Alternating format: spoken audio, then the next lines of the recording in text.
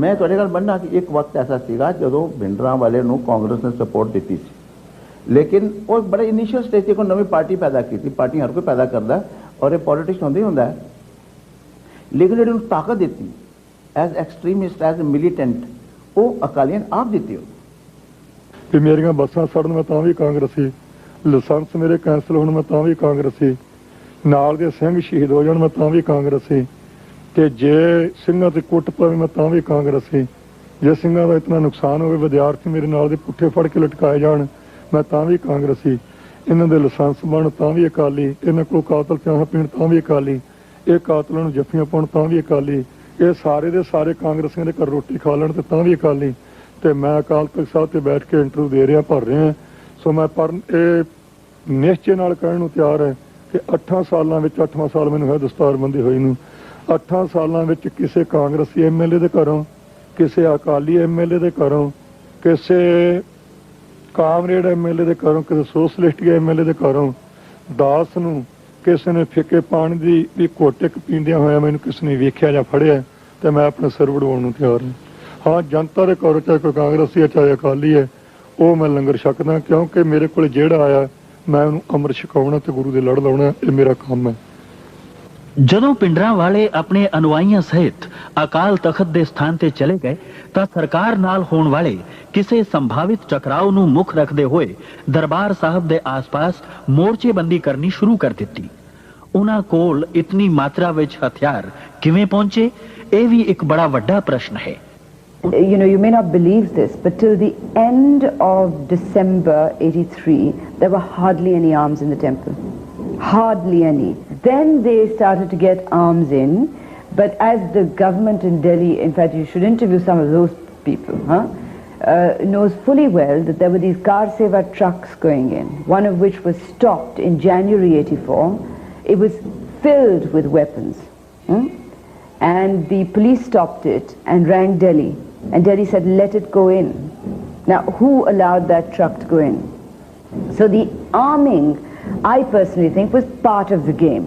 You know, that they actually wanted this kind of, you know, great Asian games of the Golden Temple to win them the next election. You know, so they allowed that to happen.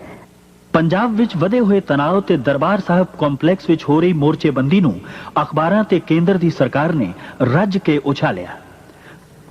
ਸਰਕਾਰੀ ਨਿਯੰਤਰਣ ਥੱਲੇ ਕੰਮ ਕਰਨ ਵਾਲੇ media ਤੋਂ ਦਿਨ ਰਾਤ ਪ੍ਰਚਾਰ ਕਰਕੇ ਦੇਸ਼ਵਾਸੀਆਂ ਨੂੰ ਇਸ ਗੱਲ ਦਾ ਅਹਿਸਾਸ ਕਰਵਾ ਦਿੱਤਾ ਗਿਆ ਕਿ ਪਿੰਡਰਾਂ ਵਾਲੇ ਤੇ ਉਸਦੇ ਸਾਥੀਆਂ ਨੂੰ ਅਕਾਲ ਤਖਤ ਚੋਂ ਕੱਢਣ ਲਈ ਫੌਜੀ ਕਾਰਵਾਈ ਤੋਂ ਬਿਨਾਂ ਹੁਣ ਸਰਕਾਰ ਕੋਲ ਹੋਰ ਕੋਈ ਚਾਰਾ ਨਹੀਂ ਰਹਿ ਗਿਆ। On the day of the attack, I commanded a force of mixed groups. There were Hindus, there were Biharis, there were Rajputs, there were Madrasis, there were Garhwalis, there were Kumaunis, there were Sikhs. We were all mixed groups. I'm a Sikh myself. And we had to understand the reasons for which we were going in, as brought out by my predecessors on the mic. This was as a last resort, and we could not help but entering the Golden Temple complex so that the country was not held to ransom any longer. But it is still not clear why Bhindranwale chose to confront the might of the Indian army, which was superior both in weaponry and sheer numbers. The only plausible answer is that Bhindranwale was a religious zealot and thus chose to die an honorable death rather than face the ignominy of surrender. The Sikhs have a martial tradition, and to die in defense of the Golden Temple is the supreme sacrifice to be remembered in the annals of Sikh history. ਸਤਿਗੁਰੂ ਕਿਰਪਾ ਕਰਨ, ਇਹ ਤੁਹਾਡੇ ਕੋਲ ਇੱਕ ਮੰਗ ਮੇਰੀ ਹੈਗੀ ਆ, ਉਹ ਕੇਵਲ ਇੱਕੋ ਇੱਕ ਇਹ ਹੈ ਕਿ ਕਲਗੀਧਰ ਦੇ ਚਰਨਾਂ 'ਚ ਅਰਦਾਸ ਕਰੋ, ਜੋ ਪਿਤਾ ਜੀ ਨੇ ਅਕਾਲ ਪੁਰਖ ਤੋਂ ਮੰਗਿਆ ਉਹੀ ਮੰਗ ਦਾਸ ਦੀ ਹੈ। ਪਿਤਾ ਦੇ ਹੁਕਮ ਬਚਨਾਂ ਦੁਆਰਾ ਜਬ ਆਪ ਕਿਉ ਨਿਦਾਨ ਬਣੇ ਆਤੀ ਰਣ ਮੈਂ ਤਬ ਜੂਝ ਮਰੋ, ਮੰਜੇ ਤੇ ਪੈ ਕੇ ਸੋਭਾ ਸਿੱਟ ਤੇ ਪੈ ਕੇ ਜਾਨ ਨਿਕਲਣੀ ਨਹੀਂ ਮੰਗਦਾ। ਸਤਿਗੁਰੂ ਕਿਰਪਾ ਕਰਨ, ਧਰਮ ਵਾਸਤੇ, ਪੰਥ ਵਾਸਤੇ ਤੇ ਸਿੱਖੀ ਸ਼ਾਨ ਵਾਸਤੇ, ਧਾਰਮਿਕ ਸਥਾਨਾਂ ਵਾਸਤੇ ਜਿੰਦ ਕਿਤੇ ਲੱਗੇ। Bhindranwale had an example on that very day, which was being celebrated as the martyrdom day of Guru Arjan Dev. It is probably this religious outlook that forced his hand, as well as the fact that he had no other way out. So when the battle began, Bhindranwale was prepared. We knew that Blue Star was going to take place or something was going to take place because we'd heard Mrs. Gandhi's broadcast, and we went down to the Golden Temple and we saw it was surrounded by the army. But on the night before Blue Star actually started, a policeman who has sadly since died, a very nice policeman, came into the hotel and said, "You've all got to get into buses and go." So we objected to this, and he said, "You've got to go for your safety." So I argued with him. I said, "Look, if it's for our safety we've got to go, we should go in the daytime because it's dark now and it'll be unsafe." Of course, why I was actually arguing that was because if we went in the daytime, we might hope to see something. So we did go eventually in the daytime, very early in the morning. We heard rather than saw anything because we were kept well away from the Golden Temple. And I suppose the most amazing sight which we did see actually was not in Amritsar, but was the fact that the Grand Trunk Road was absolutely empty. Not a bullock cart moved on it. And Punjab was in complete control of the army that day. Then we came back again, of course, for the first briefing given by General Sundarji, and I was deeply shocked, I must say, because by the damage which had been done to the Golden Temple, in particular to the Akal Takht. And I remember going into the first floor of the Akal Takht and seeing the floor absolutely littered with empty cartridge cases.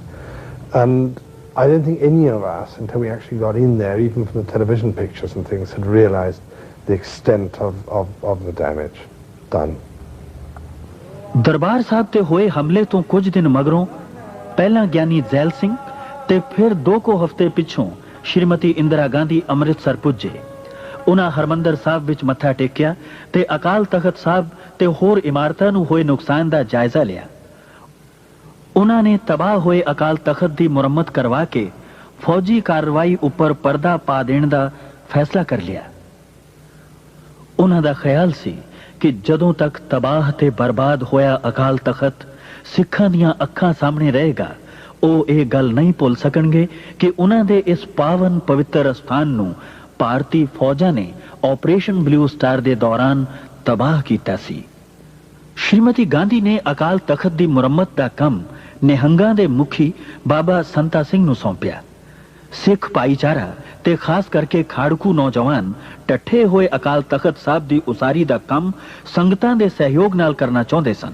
ਇਹ ਉਹ ਤਖਤ ਹੈ ਜਿਸ ਨੂੰ ਕਦੇ ਭਾਈ ਗੁਰਦਾਸ ਤੇ ਬਾਬਾ ਬੁੱਢਾ ਨੇ ਬਣਾਇਆ ਸੀ। ਇਹ ਉਹ ਤਖਤ ਹੈ ਜਿਸ ਨੂੰ ਕਦੇ ਬਾਅਦ ਵਿੱਚ ਪੰਜਾਂ ਪਿਆਰਿਆਂ ਦੀ ਸਰਪ੍ਰਸਤੀ ਹੇਠ ਬਣਾਇਆ ਗਿਆ ਸੀ।